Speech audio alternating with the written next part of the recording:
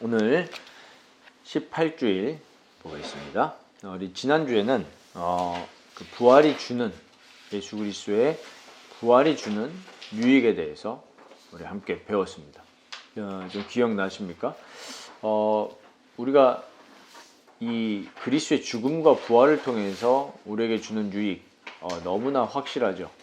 그리스도께서 십자가에서 피 흘려 죽으심으로 우리의 죄를 깨끗게 하셨고, 우리의 죄를 속량하셔서 우리를 죄와 사망의 법에서 해방해 주셨기 때문에 이제는 우리가 생명을 얻고 살아가고, 이 그리스도의 부활을 통해서 이제는 우리가 무슨 유익을 얻냐 하니까 죄에 대해서는 죽고 의에 대해서 살았기 때문에 이제는 우리가 새 사람으로, 옛사람이 아니라 새 사람으로 또 하늘을 바라보면서 살아가는 삶으로 우리가 변화되었다. 그렇게 말씀을 드렸었습니다. 그래서 오늘은 이제 부활에 이어서 승천에 대한 좀 이야기를 나눌 건데, 예수님은 분명히 지금 살아계십니다. 살아계셔서 어디에 계시느냐? 오늘 그 얘기를 하는 거죠. 그리고 예수께서 그 하늘 보좌 우편에 계심으로 우리에게 주시는 유익이 뭐냐? 그래서 우리 어떻게 살아갈 것이냐? 오늘 이제 그 부분을 함께 나눌 겁니다. 성경 구절도 잘 참고하시면서 보시면 좋겠습니다. 오늘 46문에 하늘에 오르사라는 말은 무슨 뜻입니까? 이렇게 나오죠. 예수님께서 분명히 부활하셔서 제자들이 보는 가운데 땅에서 들려 하늘에 오르셨다 했습니다. 오늘 누가복음 24장에도 나오고 사도행전 1장 9절에서 11절 이 부분에도 나오죠.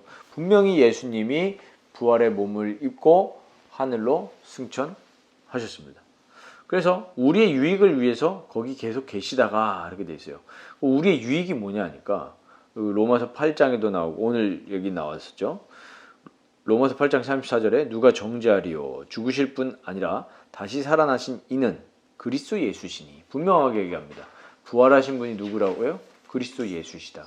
그 예수님께서 하나님 우편에 계신 자요. 하나님 보좌 우편에 계시면서 우리를 위하여 간구하시는 자신이라. 그러니까 우리가 늘 예수님만 바라봐야 되는 것이 이유가 뭐냐면 예수님이 우리를 위해서 하나님 옆에 성부 하나님 우편에서 우리를 위해서 간구하신다는 거예요. 우리가 이 사실을 기억하면서 예수님께 포커스를 두고 예수님이 주인 되어서 살아가는 것이 우리 유익이죠. 얼마나 감사합니까? 천지 모든 만물을 주관하시는 하나님께 우리 개인, 또 우리 예수 믿는 우리 모든 주의 자녀들을 위해서 예수님께서 간구해주고 계십니다. 얼마나 이게 감사한 일입니까? 오늘 또 봤던 본문이 또 여기 소개가 되죠. 히브리서 7장 23절 25절. 자기를 힘입어 하나님께 나아가는 자들을 온전히 구원하실 수 있으니 이는 그가 항상 살아계셔서 그들을 위하여 간구하십니다. 이 사실을 늘 기억하시기 바랍니다. 그래서 이 예수님께서 승천하셨다는 말이 어마어마한 이 뜻과 내용을 담고 있거든요. 예수님께서 보좌 우편에서 나를 늘 위해 기도하고 계신다. 여기에 힘을 얻으시고 여기에 위로를 얻으시기 바랍니다. 우리가 이걸 모르면 얼마나 외로울까요? 그렇죠? 사람들이 우울증에 빠지고. 근데 우리는 이 말씀을 가지고 실제 그 사실을 그냥 머리로만 아는 게 아니라 우리의 마음으로 그걸 붙드는 게 참된 믿음이거든요. 저번에도 말씀드렸지만. 그래서 마침내 다시 오셔서 산자와 죽은 자를 심판하실 것입니다. 그랬어요. 예수님은 다시 오십니다. 자, 47문에 그러면 그리스도께서는 약속하신 대로 세상 끝날까지 우리와 함께 계시지 않습니까? 이제 얘기하는 겁니다. 아니 예수님 우리와 함께 하신다고 그랬는데 우리 예수님 어디 계시다 그랬어요? 지금 보좌 우편에 계시다 그랬잖아요. 그러면 함께 계시지 않느냐? 그 말입니다. 자, 로하 잘 들으세요. 그리스도께서는 참 사람이시고 참 하나님이시다는 거예요. 인성과 신성을 같이 가지신 분이에요. 인성으로는 지금하고 우리와 함께 계시진 않죠. 그런데 신성과 위엄과 은혜와 영으로는 한순간도 우리를 떠나 계시지 않습니다. 그랬어요. 예수님이 뭐라고 하셨습니까? 요한복음 14장에 보면 내가 떠나는 것이 너희에게 유익이다. 왜 그러냐? 보혜사 성령께서 오셔서 너희에게 말한 모든 것을 가르친다 그랬어요. 그리고 우리와 함께 하신다고 그랬어요. 이게 성부, 성자, 성령 하나님의 비밀입니다. 육으로 계셨으면 영으로 이렇게 다 함께 못 계시잖아요. 근데 영으로 함께 계시기 때문에 저에게도 계시고 로아에게도 계시고 언니에게도 계시고 엄마 옆에도 계시고 엄마 안에도 계시고. 이게 얼마나 감사한 사실이에요. 신성과 위엄과 은혜와 영으로, 이 사실을 기억하시길 바랍니다. 신성은 온 땅에 충만한 거예요. 하나님의 신성. 그러니까 우리가 뭘 할 수 있냐라고 하니까 어디를 가든지 우리는 두려워할 이유가 없는 거예요. 왜? 거기도 하나님이 계시고 저기도 하나님이 계시고 나에게도 하나님이 계시고. 여러분 이 사실을 기억하시고 이 주님의 약속을 마음에 담고 위로를 얻으시길 바랍니다. 그리고 48문 보면은 그리스도의 신성은 있는데 거기에 인성이 없다면 그러면 그리스도의 두 본성이 서로 분리되어 있는 게 아닙니까? 이렇게 이제 우리가 오해할 수가 있는 거죠. 결코 그렇지 않다는 거예요. 신성은 어떤 것에도 제한받지 않고 어디나 있습니다. 이 사실을 잘 기억해야 돼요. 우리는 우리 생각으로 봤을 때 나는 지금 여기 이 동네에 있으니까 저기는 없는 게 당연한 거잖아요. 그러나 하나님은 만유의 주제시기 때문에 어떤 것에도 제한받지 않고 어디에나 계십니다. 한국에도 계시고 미국에도 계시고 온 우주에 계시는 거예요. 그래서 예레미야 23장 23절에서 14절 보면은 뭐라고 나와 있습니까? 여호와의 말씀이니라. 나는 가까운 데에 있는 하나님이요 먼 데에 있는 하나님은 아니냐. 여호와의 말씀이니라. 사람이 내게 보이지 아니하려고 누가 자신을 은밀한 곳에 숨길 수 있겠느냐. 나를 안 보이려고 우린 숨잖아요. 우리는 사람 앞에 숨으면 된다고 생각하죠. 그러나 나는 천지에 충만하지 아니하냐. 하나님 분명히 말씀하셨어요. 천지에 충만하다. 그렇기 때문에 어떤 것에서 제한받지 않고 있는 것이 그게 하나님의 속성이에요. 천지에 충만하게 계십니다. 그래서 그리스도의 신성은 필연적으로 그리스도가 취하신 인성의 한계, 우리 인성의 한계가 바로 이거잖아요. 그러니까 우리 숨잖아요. 그렇죠?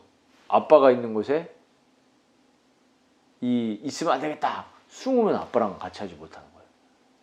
왜? 그게 인성의 한계입니다. 그러나 그리스도의 신성은 그 그리스도께서 취하신 그 인성의 한계를 초월해서 있다는 거예요. 초월. 그 이상인 거죠. 그럼에도 불구하고 이 인성 안에 거하고 여전히 인성과 인격적으로 결합되어 있습니다. 이거 신비거든요. 그러니까 우리가 죽음이 두렵지 않은 것은 예수 그리스도께서 먼저 부활의 첫 열매가 되셨잖아요. 그래서 우리도 이 몸으로 천국에 갈 수가 없거든요. 그러니까 어떻게 됩니까? 변화돼요. 부활의 몸으로 변화돼서 예수님처럼 똑같이 천국에 가 하나님과 영원토록 천국에서 거하게 됩니다. 그러니까 이 신비하게 신성이 인성의 한계를 초월하고 있지만 여전히 결합되어 있다고 그랬어요. 그러면은 우리 예수님 오실 때 어떻게 오실까요? 진짜 그 예수님께서 그 부활의 몸, 그 입은 예수님이 오시는 거예요. 우리는 진짜 예수님 만납니다. 그러니까 우리가 이게 얼마나 감사한 거예요. 저는 이 예수님이라는 그 존재 자체가 정말 감사하다. 인간의 몸을 입고 오셨고 또 그 아직도 인성을 취하시고 계시는 겁니다. 여기 보시면은 요한복음 1장 14절 우리 잘 아는 말씀이잖아요. 말씀이 육신이 되어서 우리 가운데 거하셨다. 그런데 요한복음 3장 13절 보니까 하늘에서 내려온 곧 인자 외에는 하늘에 올라간 자가 없느니라. 오실 때도 인성을 입고 오셨고 다시 올라가셨을 때도 그 인성 그대로 올라가셨습니다. 그러나 뭐는 없으시다 그랬어요? 죄는 없으시다. 그러니까 우리하고 똑같은 그거라고 생각하시면 안 돼요. 신성과 인성. 그리고 골로새서 2장 9절에도 그 안에는 신성의 모든 충만이 육체로 거하시고 그랬어요. 그리스도 안에는 그 하나님의 신성의 모든 충만이 그 육체 안에 거하신다는 거예요. 그 육체로 거하시고 계시고 결합되어 있는 겁니다. 그게 이 하나님의 신비고 그리스도의 신성과 인성의 비밀입니다. 그럼 우리가 이제 마지막으로 봐야 될 것이 뭐냐면 49문에 그리스도께서 하늘에 오르신 것이 어떤 점에서 유익이 됩니까? 이렇게 해서 세 가지가 나옵니다.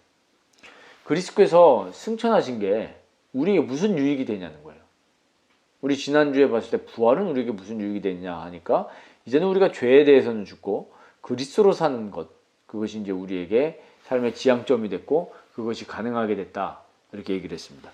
그러면은 이 승천, 오늘 승천에 대해서 우리가 좀 보면요. 첫째, 그리스도께서는 하늘에서 성부 하나님 앞에서 우리를 위해 대언하신다 그랬어요.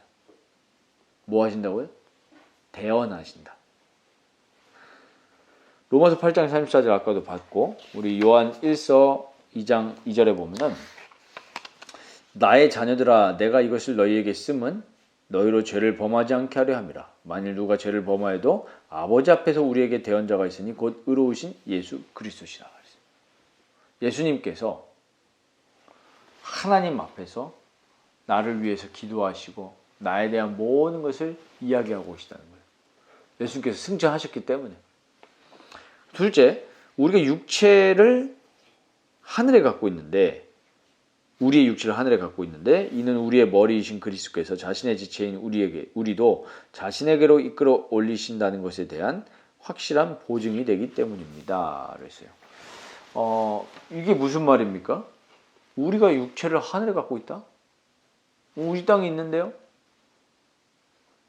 모순되는 것처럼 보이잖아요. 그런데 우리의 몸이 그리스도 안에서 하늘에 있다는 얘기는 여기 뭐라고 나와 있습니까? 확실한 보증인 거예요. 예수님께서 부활의 몸을 입고 하늘 보좌 우편에 계신 것처럼 우리도 변화되어서 천국에 갈 것을 분명히 말씀하고 있는 겁니다. 그래서 우리 여기 보시면은 에베소서 2장 4절 6절에 잘 나와 있죠. 또 함께 일으키사 우리를 그리스도 예수 안에서 함께 하늘에 앉히셨다. 그래서 우리의 시민권이 어디 있는 거예요? 어디에 있다고 그랬어요? 하늘에 있는지라 그랬어요. 이게 분명한 우리의 존재입니다.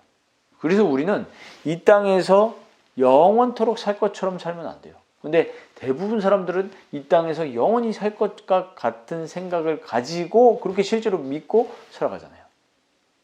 그러니까 이 땅의 모든 걸 다 축적해 놓은 겁니다. 근데 진짜 예수 믿고 요 비밀을, 영적인 비밀을 아는 사람들은 어떻게 됩니까? 이 땅에서 사명이 있기 때문에 사는 거예요. 우리의 진짜 본향은 어디입니까? 천국이에요. 우리의 시민권은 하늘에 있는지를 알았어요. 예수님께서 승천하신 것처럼 우리 그 승천하신 그 사실이 우리에게 보증이 된다고 말이에요. 우리 실제 지금 그렇게 돼 있고요. 우리의 시민권이 하늘에 있고. 그래서 마지막 세 번째로 그리스도께서는 자신의 성령을 보증으로 우리에게 보내시는데 라고 했어요.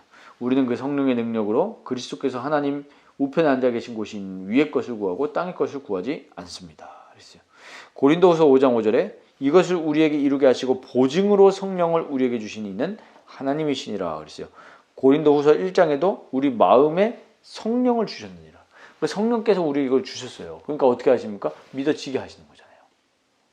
죄인인 우리에게 성령이 역사하시고 은혜 베푸셔서 이 그리스도께서 우리를 위해서 죽으시고 부활하셨다는 것이 진짜 인격적으로 받아들여지게 하시고 믿어지게 하시고 또 우리가 그 안에서 살게 하시는 그 분이 바로 영이신 성령 하나님이신 거예요.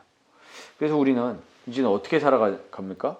골로새서 3장 1절에서 우리 4절 보니까 이제는 우리가 뭐예요? 위의 것을 생각하지 땅의 것을 생각하지 말고 위의 것을 생각해라. 너희의 마음을 어디에 세트하라? 위의 것, 어버브. 위의 것을 생각하면서 살아가라는 거예요. 그러면 우리가 이 땅에서의 어떻게 살아가면 되겠습니까? 일하지 말라는 얘기입니까? 그게 아니죠. 똑같이 모든 사람은 신자, 불신자를 제외하고 뭐 상관없이 똑같이 일하고 똑같이 밥 먹고 똑같이 아기 낳고 똑같이 아기 양육합니다. 그럼 뭐가 달라요? 그 마음의 경향, 마음의 지향점이 다른 거예요. 똑같이 살지만. 그래서 우리는 뭐 합니까? 예배 드리잖아요. 자녀를 데리고 예배를 드리고. 우리가 삶이 또 예배이기 때문에 일을 하든 공부를 하든 누구를 위해서 한다고 그랬어요? 우리가 사나 죽으나 다 주를 위해서. 로마서 14장에 나오죠. 우리 삶의 지향점이 다른 거예요. 그래서 우리는 이제 이 실제 부활 소망, 지난주에 부활이었으니까요. 부활 소망, 천국 소망, 그리고 부활 신앙, 천국 신앙 가지고 살아가는 존재이기 때문에 이 땅에서 낙심하지 않을 수 있는 겁니다. 이 땅에서 우리가 환난과 시련과 온갖 걸 당해도요. 히브리서 11장의 인물들이 특징이 뭐였습니까? 믿음이잖아요. 무슨 믿음이에요? 바로 이 믿음입니다. 모세 보세요. 바로 왕의 공주의 그 아들로 칭함받는 것을 좋아하지 않는다 그랬어요. 오히려 하나님의 백성들과 함께 고난당하는 거예요. 왜요? 상 주시는 게 있기 때문에. 천국 상급이요. 그래서 우리는 이 땅에서 이걸 진짜 안다고 하면은, 그래서 우리가 교리를 잘 배워야 되는 것이 이 말씀을 통해서 이게 사실적으로 우리에게 마음속에 정리되는 거, 그 정리도 돼야 되고, 그 이상으로 우리가 이 말씀을 읽고 묵상하면서, 아, 그렇구나. 나는 진짜로 하늘의 것을 추구하면서 살아야겠구나. 왜? 예수님께서 부활의 첫 열매로 또 예수님께서 천국 보좌에 계시면서 우리를 위해서 하나님께 기도하고 계시고 또 우리도 그와 같이 갈 것이기 때문에 이제 우리의 실제로 시민권도 하늘에 있고 하늘에 속했고 그래서 우리의 마음을 하늘에 담고 살아가는 우리 천국 백성들이 되시기를 축원드립니다. 그래서 우리의 마음을 늘 딱 세팅하시기 바랍니다. 어디에요? 하늘의 것에. 그 하늘의 것은 바로 뭡니까? 바로 예수님 아니에요. 우리의 모든 포커스는 예수님입니다. 성경의 결론도 예수님이에요. 왜? 예수님 아니면 우리가 하나님께로 갈 수도 없고 하나님 자녀 될 수도 없는 거예요. 그래서 나를 위해서 고난당하시고 또 부활의 첫 열매 되시고 또 우리가 가야 될 천국에 미리 가 계시는 그 예수 그리스도가 우리의 기준 되시길 바라고 또 우리의 소망이 되시길 바라고 또 우리의 그 종교성과 죄성으로 살아가는 것이 아니라 예수 그리스도의 그 사랑과 생명과 능력으로 살아가시는 우리 귀한 라이프교회 성도님들 되시기를 주의 이름으로 축원드립니다.